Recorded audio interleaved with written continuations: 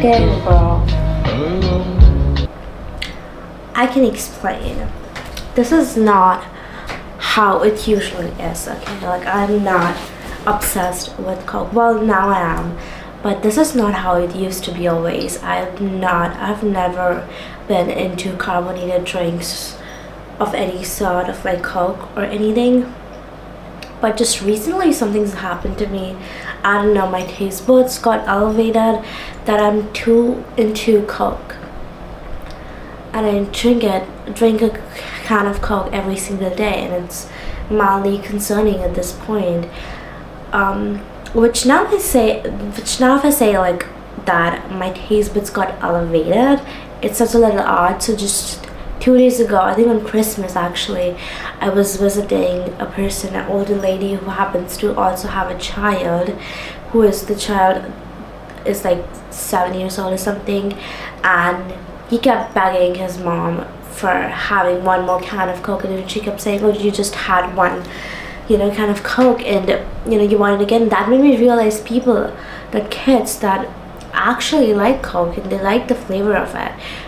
Like since like just a month ago, I never have liked Coke because it felt too strong for my throat almost, which again now I contradict with even that opinion that I had for like 17 years of my life, is that I find it super less strong. Like I feel it's too flaky for me. I don't feel the anger that I used to feel a month ago, just like 2 days ago. And that happens today. Like today it wasn't hitting the spot how it used to hit. Yeah, and then also that made me realize that kids actually like Coke. And I always thought like that. Since the past days I've been thinking that there's like this elevation of my taste buds that now I can gladly enjoy Coke in carbonated drinks, but that's not the truth. The truth is like I've just had this phase at a later stage of my life. Also then I was pretty sick. I was having a grainy kind of throat the other day, like just also like a few days before Christmas. I was having very grainy throat and I felt very, very sick. So the only way I wanted to heal myself, like I knew something, I wanted to drink something warm, almost like a soup, but I don't want to drink soup because it's still a warmer temperature here. So I was like, let's go with a hot cappuccino. And mind you, like I'm not at all a avid coffee drinker. I don't like coffee at all, especially hot coffee. I think it was almost like my second time in my entire life to drink a hot coffee, but I don't like coffee at all. And something about it, I don't know if it was the way I'm pretty sure that the place I had this coffee from wasn't like super this like elite or a very lavish cafe or coffee place, but something about the coffee just hit the right spot. Like I was like, this healed me, and that also literally healed me because like just the night after I was totally fine. But yeah, I was like then after that, the next day I was craving coffee. I was like, oh shit. But then I resisted myself and now I'm fine. Like I'm not craving coffee at all. But yeah, that's the thing. And I also feel like I low-key feel good that I don't like this, and I feel that's the feeling that I might share with a lot of people, that once you get addicted to something, it's super hard to not make a habit out of it. When you like something and that's like an addictive thing, like chemically, it's better to not make a habit out of it, and then you will not get addicted to it. So that's why also I didn't force myself anytime soon to drink coffee, because I'm doing just fine without it. On the contrary, I do like chocolate shakes though, so do with that as you will. It's also crazy how January is like it's also crazy how January is like in the next 4 days, and then there's February and March. February, what the hell? February is so weird. You know how like every month has its own unique characteristics and traits and quirks? February brings nothing to the table. You know, October is like, Halloween color, like, little deep fall. November is, Thanksgiving, and just in general like a cozy vibe. November might come with a little seasonal depression, but it's okay, we'll take that. It at least has something of its own that December has. December is literally the holidays. January is New Year, new month. March is spring core. April is like, new semester start, or like maybe even finals for some calendars. So like every month has something that's going on that's like specific to its month, which is universally truth. February, like it's so vague, it's so weird, but then it also feels good, like it's not a bad weird, it's a good weird. Yeah.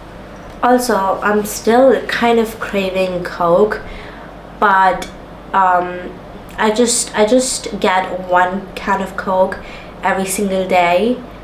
I don't know why I do that when I know for a fact that I drink a can every single day, so I might just like buy a stack of it, which I do have a refrigerator here which I can store it in, but I willingly choose to go there every single day and get one. Which, by the way, yesterday I went there, and the lady told me that there is like sudden scheme or something going on with the Coke thingies, and you can get two for like 15% discount or something. Tell me why it took me 15 minutes to come to a decision whether I want to partake in this scheme or like promotional activity or not. And then also, not only that, I also decided to not partake in this when seriously I get a Coke every single day. For the 10 minutes I had a whole conversation with myself in my head. I was like, should I get two Coke? Should I not? Should I? Maybe I won't drink it, when like I seriously drink it every single day, and I know for a fact that I will drink it, and it's just a Coke. You can always store it and drink it at a later time if you don't want to drink it right next day. But and for me, like it's not even like I can okay, we'll get back to that, but I can totally just buy it and store it and get 15% off. And I had this whole conversation with myself back and forth, laying out all the argumentative clauses of whether or not I should do this. And I could have it was clearly a winner to just go with the flow, get 15% off, and take two cans of Coke. Hell yeah, take like 4 cans of Coke and like for like this discount. I choose not to, and I don't know why I did that, and now I regret it. And there's something about being addictive and then also being impulsive and indecisive that this you normally always end up in this guy. So it's not a huge surprise for me, but then it's also a fact that I did do that. And but then what I was gonna say is that then also when I have like a huge stack, like a stack of something that I meant to have, like for example, I have 30 chocolates and I meant to have like 1 chocolate each day. I would normally eat like 3 chocolates in a day, or like whatever my mood is. Sometimes like 0 chocolates, but then also like most of the days my mood would be to like 4 chocolates a day. So I think that's where my mind comes from, and that's where like why I don't get things in huge amount, because sometimes I lack that sort of self-control to have abundant of things. Something that I will be working through for the rest of my 2023, I think. And I don't think I will be carrying a Coke addiction in 2024 for sure.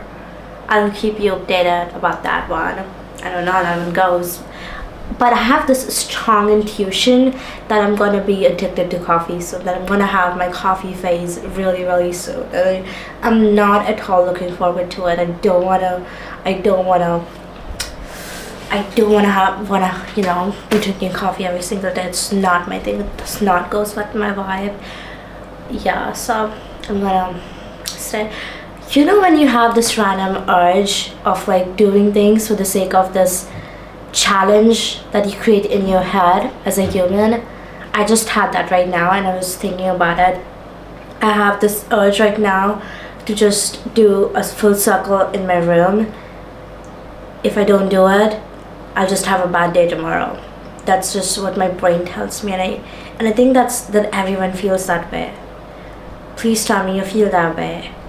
That like it's just certain times you have this, your brain gives you this challenge to do, and if you don't do it, like, oh, you will be sick tomorrow, your friend will be sick, your mom will be sick, or they won't have a good day, or this would happen, something will go bad if you don't do this. You have to go and touch the ball. You want to go just drink water right now, or you're gonna have a bad day, or just go take like jump high, or you're gonna have a bad day. You know what I mean? This stuff happens to me a lot, and I think that happens to many of us. Is this weird? I think this is weird, but this is so understandably weird. Like, I know where this stems from, kind of, but then also why does it stems? Like, obviously that's not how things work, but your mind keeps telling you to do things just for the sake of it, Yeah, this is like, we as humans are just giving our own self side quests at this point to just live. And now that I'm talking, I really hope that other people do this too, and that I'm just not the clown in this one, because this happens to me a shit lot of time when I just give myself side quests to. So I really hope that I'm not the only one in this. My friend just texted me. Well, I think now she is a friend, and I would actually love to be her friend. She, like, this girl that I met recently, texted, like, yesterday, texted me right now that she had a great time meeting with me. And now I don't anymore have this crippling anxiety where I just think about it all the time, whether or not I was too persuasive, too annoying, or just too talkative while I was with a stranger, or like a person I just met and I have a friend crush on. And now I feel really good. And I think these kind of people are the best kind of people, who just validate you even when you don't ask them to. They're just like, hey, like, I'll just let you know that I had a great time. Like, that's the sweetest thing. That's like a marriage vow material kind of stuff there, right there. Like, that's so sweet. And I think that's like what my receiving kind of love language is also, that I love, which sounds super corny and it sounds super narcissistic when I say that. I like words of affirmation is like one of my top love languages, but then not in a way of like, oh, like you, like, not in a way of like just telling you some adjectives about yourself, that, oh, you have like great hair, which I don't, you have great smile, whatever, or like, oh, I love your style or whatever. But it's more towards these things, like, oh, but I was spending time with you, had fun. That is the kind of words of affirmation I think most people who kind of seek words of affirmation as their top love language kind of talk about, and not just like physical attributes or something that can be easily diminished over time. You know what I mean? And also like, I also about like gift giving and stuff. Like, I love to gift like other people. As soon as like I become friends with anyone, I got a new friend, I got a new person in my life, I would love to gift them something. Even when I'm literally broke, I would love to give them something. It's just like, just warms my heart to be able to give them something. but then receiving any gift is so hard because it's the feeling that it's the like the little awkward moment that you have. You don't know what to say. You're obviously super grateful about the thing that you received, but like you have almost no words to justify that the feeling that has been caused with that particular gift. And it's kind of a weird moment. Like, how do you express this? Like, no one ever taught you this. Are you supposed to thank them? Are you supposed to give them something back? It's like it's transactional, or it's just like something that you have to give back some other way? Are they expecting something out of it? It's just a little uncanny at some points.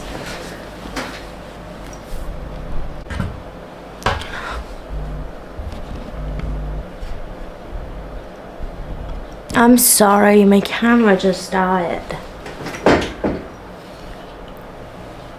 I honestly, like, I'm so much better now with charging my stuff, charging all my electrical devices, my phones, laptop, or whatever, camera. Like, I'm so organized now. Like, this is one thing that I'm super proud, that thing that I've learned in 2023 is I'm a super responsible in terms of charging my phone and literally any devices I own in time. Even though if I'm not using it, I would keep it charged. I also have a power bank now. I own a power bank now. I'm a proud power bank owner.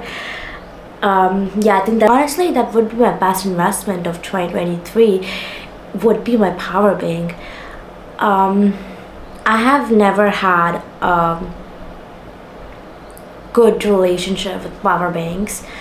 Now, like, I keep everything of my like, I take turns. I charge my phone when my phone's charged. I charge my power bank. Usually I leave my power bank charging throughout the night. I don't know if it's like something that's not supposed to be done because of radiation or anything, but I do charge my power bank overnight. And yeah, and then I take turns throughout the day whenever, and just keep on charging my devices. Sometimes, like, I don't even use my power bank to its fullest capacity, but like, I always do keep it charged. I always carry my power bank if I'm going out, and even if my phone's 100% at 100% battery, because like, just like, I'm a responsible human being. And it was not like this before.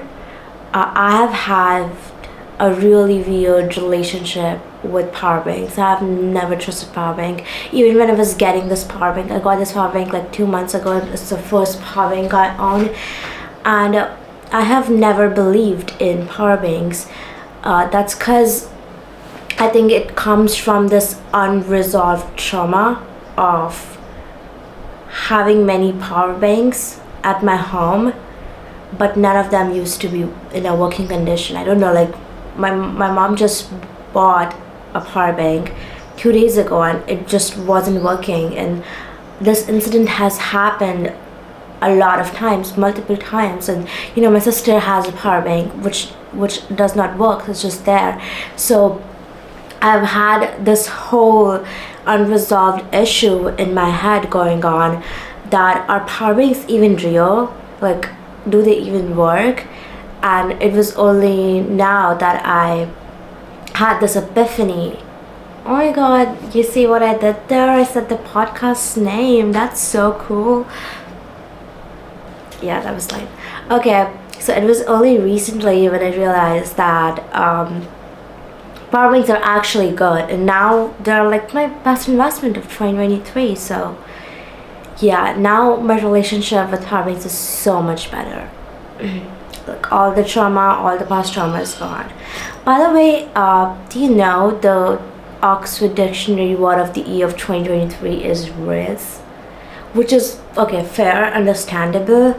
But then I was also thinking trauma could be a good one. But then also this trauma is like, has been since forever and ever. So it does not make sense.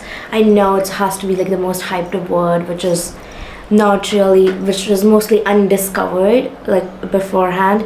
But then also the other contenders for the Oxford Dictionary 2023 word of the year were delusionship and situationship and swifty.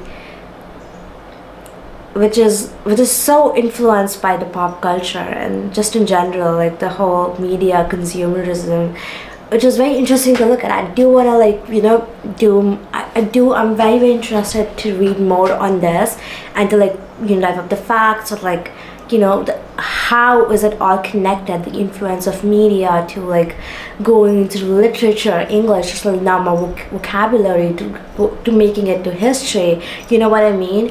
So it has been very interesting for me, and I want to do more digging up on that. The 2020, what was the 2022 word of the year? Let me see that. What? Goblin mode? That's the best you could come up with. Honestly, like, I don't know what goblin mode means, so I'll just leave it at that. The Merriam-Webster 2023 word of the year is authentic, which feels like a little lazy to me, because I feel like authentic was most used, like, during the whole 2021, like, post-COVID era, when everyone realized that, oh, we are actually humans and we can be normal for once on the internet, and we don't always have to be pretentious, or even like have two different personalities, one for the internet and one for real life, and you can actually be yourself on the internet. I think that was the most hyped up year for authentic, which was not last year. Oh, which is not this year, the 2023 cycle. So which is authentic? I don't know if that's a good one.